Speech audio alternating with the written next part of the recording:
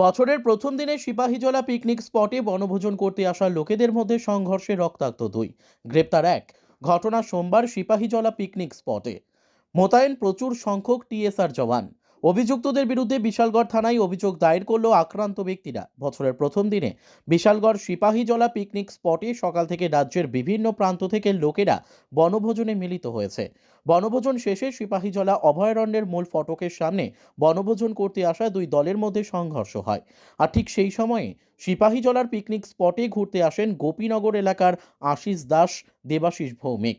তারা দুই বন্ধু দেখতে পায় পিকনিক স্পটে দুই এলাকার লোকেদের মধ্যে সংঘর্ষ হয়। ওনারা সেই সংঘর্ষ থামাতে গেলে আচমকাই আশিস দাস ও দেবাশিস ভৌমিকের উপর কয়েকজন লোক এলোপাথারি আক্রমণ করে। খবর পেয়ে পুলিশ দ্রুত ঘটনাস্থলে ছুটে গিয়ে উক্ত ঘটনার সঙ্গে জড়িত এক ব্যক্তিকে গ্রেপ্তার করে থানায় নিয়ে আসেন। অন্যদিকে রক্তাক্ত অবস্থায় দেবাশিস ভৌমিককে বিশালগড় মহকুমা হাসপাতালে নিয়ে আসে। বিশালগড় মহকুমা হাসপাতাল থেকে চিকিৎসা সেরে অভিযুক্তদের বিরুদ্ধে বিশালগড় থানায় অভিযোগ দায়ের করেন আক্রান্ত ব্যক্তিরা। Bureau report. আমরা স্যার বিশালগড় সিপাহীজলার পিকনিক স্পটে গেছি। পিকনিক স্পটে যাওয়ার পরে আমরা দুই বন্ধু একসাথে ঘুরতেছি। আমরা এমনি আসার পথে আমরা বাড়িতে এফুরু আমরা দুজনের হাতে দুইটা হেলমেট, তারা হয়তোবা দুই পার্টি হয়তোবা লাগছে, আমরা কইতে পারি না। হঠাৎ করে আমরা উপরে আক্রমণ, আমার মাথাতে আঘাত করছে, আর আমার সাথে যে আসছিল আমার বন্ধু এর হাতে আঘাত দিছে। কি নাম হের? আশিস দাস।